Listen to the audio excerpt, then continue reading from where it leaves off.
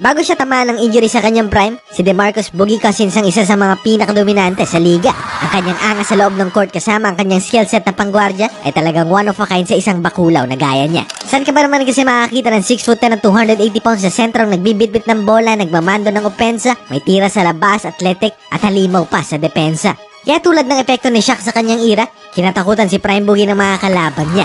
Pero paano nga bang mula sa pagiging maangas na superstar, ay biglang tila naglaho ang ningning ng kanyang karera? Tara, pag-usapan natin.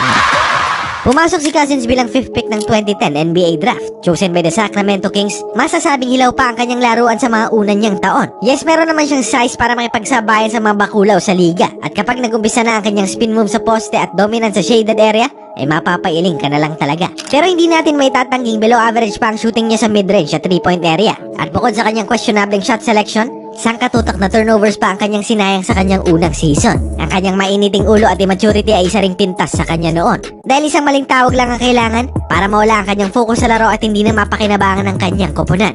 At ito ang madalas ina-exploit ng kanilang mga kalaban. Dahil nga pikunin si Boogie, he became a league leader sa ejection sa technical foul sa liga at malimit natin siyang nakitang nakikipagsagutan sa kanyang coach at kahit sa media.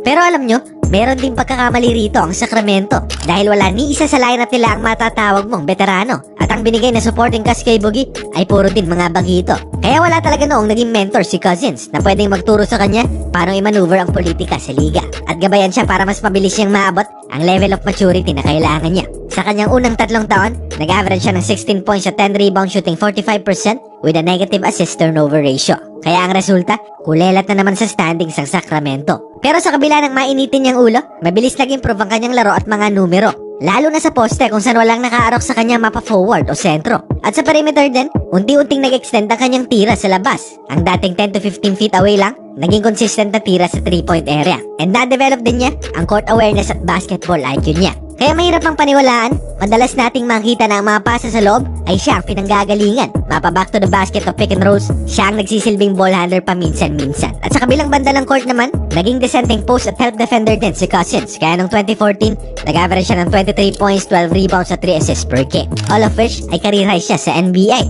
At bonus pa nga kanyang 1.3 blocks at 1.5 steals and his improved level of play. But despite all this, hindi pa rin nagbago ang kinahinatnan ng prangkisa. Internally samut-sari ang kanilang problema at nangulelat na naman sa buong liga. At masasabing ang kapalaran nila ay malas lang din talaga. Dahil noong 2012, si Thomas Robinson ang pinili nila sa halip na si Dame Lillard sana. Noong 2013 naman, may chance silang kunin si Giannis pero si McLemore ang dinraft nila. At dahil nga sa mga problema na ito ng prangkisa, hindi naman nakakapagtakang mapuno kahit na sinong superstar sa kanila. Lalo na si Boogie na merong history ng pagiging bad boy sa liga. Still, wala namang nagbago sa pakikitungo niya sa management nila. Binigay pa rin niya ang lahat sa loob ng court and stayed professional hanggang hindi natatapos ang kanyang kontrata. Noong 2015 nga, binasag niya ang kanyang kariray nang tumabo siya ng 24-13-4 bawat laro at napangalan ng All-Star at parte ng All-NBA second team. However, dahil wala ngang direksyon ng prangkisa nila, lahat ng mga numerong na itatala niya ay nasa sayang lang talaga. Kaya nung 2017 All-Star Game, nanlaki ang kanyang mata sa narinig niyang balita. Matapos ang 7 taon, 2 owners, 3 GMs at 7 magkakaibang coaches, tapos na rin sa wakas ang pagdurusan niya sa Sacramento. At napunta siya sa isang prangkisang merong potensyal kahit papano. Dito sa Pelicans, nagkaroon ng panibagong duo ang NBA na nasa kanilang prime pareho. At si Boogie at Davis, ang tambalang pinakakinatakutan noon dahil parehong 30 points, 10 rebounds sa kanilang numero pagpasok ng 2018 season. Pero ang problema, pareho ang arsenal nilang dalawa. Pareho ang espasyo kanilang inookupa at parehong nagdedemand ng bola sa opensa. Kaya hindi naman agad nag-click ang tambalan nila. It took time para matansya nila ang isa't isa, pero nung yun ay nagawa nila, naging literal na malaking sakit sila ng ulo ng depensa. Dahil nga may isa pang inside threat bukod sa kanya, mas naging suabe ang laro ni Boogie lalo na sa 3-point area. He shot 38% doon while averaging 24 points and 13 rebounds per game. At natutunan din niya mag-coexist kasama si Davis. Bilang ang playmaker nilang dalawa, nag-average siya ng 5.4 assists. At biruin nyo, siya ang numero 1 sa mga sentro sa kategoryang ito. Kaya before Nikola Jokic, si Boogie muna ang naunang point center ng liga.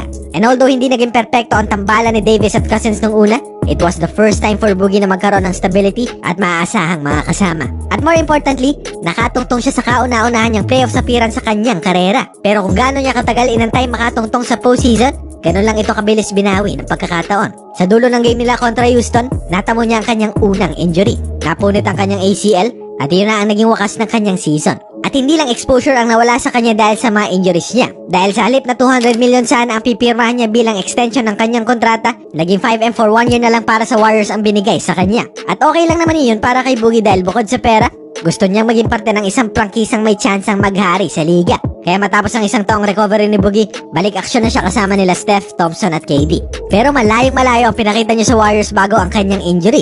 Well, meron pa rin naman traces ng kanyang prime. Explosive, may tira pa rin sa labas, at halimaw pa rin sa poste. Pero ang problema, bagsak naman ang kanyang efficiency. Madalas i-turnover ang bola at nabawasan ang hangin sa kanyang kaha. Kaya 30% less ang minutong binigay sa kanya. But still, nagkaroon pa rin siya ng epekto sa regular season run ng kanilang prangkisa. After all, DeMarcus Cousins pa rin naman ang pangalan niya. Kaya marami ang nagkakalang Warriors ulit ang makakapag-uwi ng kampyonato. Sina Steph, Clay, Green, Durant at Boogie ba naman kasi ang starting 5 mo? Ewan ko na lang kung kayo pa'y matalo. Pero nang ma-injure mo ni si Cousins sa kanyang hita, mapunit ang Achilles ni Durant, ma-injure ang ACL ni Thompson, ang kanilang title run ay kaagad napurnada. Kaya sa 2020 off-season naman, sa Lakers naman siya pumirma. Pero ang season ay hindi pa man nag-uumpisa, napunit muli ang ACL niya. Hindi nakapaglaro si Boogie para sa Lakers noon, pero bilang pagbigay respeto sa ambag niya sa off-season, binigyan ng LA si Cousins ng singseng nang makakuha nila ang kampyonato sa taong yon. At 2021, sa Houston naman siya napunta. At doon naglaro siya ng 25 games, averaging 10 points and 8 rebounds. Dahil obvious namang hindi na siya ang dominanting sentrong dati nating nakilala. Hindi na makasabay sa opensa at naging liability na sa depensa. Kaya pagka-wave ng Rockets sa kanya, sa Clippers at Bucks naman siya napunta. Parehong ko po nang sumubok sa kanyang talento, kahit evident na ang maagang pagbagsak ng kanyang karera. Dahil sa mga panahon ito, 31 anyos pa lamang siya at dapat nasa kalagitnaan pa lang sana ng kanyang pamamayagpag sa liga. Buti na nga lang kinuha siya muli ng dati niyang coach sa Sacramento na si Mike Malone at naging parte pa ng Denver sa kanilang run sa 2022 postseason. Pero nang malaglag sila sa unang round, dito na rin nagwakas ang kanyang karera sa NBA. Sa ngayon naglalaro si Boogie sa isang liga sa Puerto Rico at doon nag-a-average siyang 20.4 points, 11 rebounds at 5 assists bawat laro. Pero balik tayo sa NBA. Sa 12 taon niya sa liga, gaano nga ba siya kagaling? Well, unfortunately, hindi na natin makikita ang full potential ni Boogie sa NBA. Having torn his Achilles nung 27 years old pa lamang siya, it was a shame na napigilan nito ang sanang paghahari niya sa liga. Dahil sa umpisa ng kanyang prime, halimaw siyang maituturing sa rebounding at opensa. Dahil get this, in a span of 6 years, 16 games siyang nagtala ng 2020 na statline para sa kanyang prangkisa. At para bigyan kayo ng perspektibo at ideya, si Davis na kinukonsidera nating halimaw sa rebounding, 10 2020 games lang ang naitala niya sa loob ng isang dekada niyang karera. Kaya ngayon yung sabihing isang typical na sentro lang noon si Boogie. At not to mention, ang kombinasyon ng kanyang size, haba, shooting touch at basketball IQ were something na sana hanggang ngayon ay nag-e-excel pa rin sa modern era ng liga. And before his injuries, nag-average siya ng 22 points, 11 rebounds at 4 assists with 4 All-Star appearances and 2 All-NBA selections. Pero dahil sa kanyang attitude sa loob ng court, marami ang hindi tanggap na dapat siyang bansagang isang superstar. Na sa tingin ko hindi naman tama dahil kahit saan mong anggulo tignan, pang top 10 ng kanyang era ang kanyang laruan.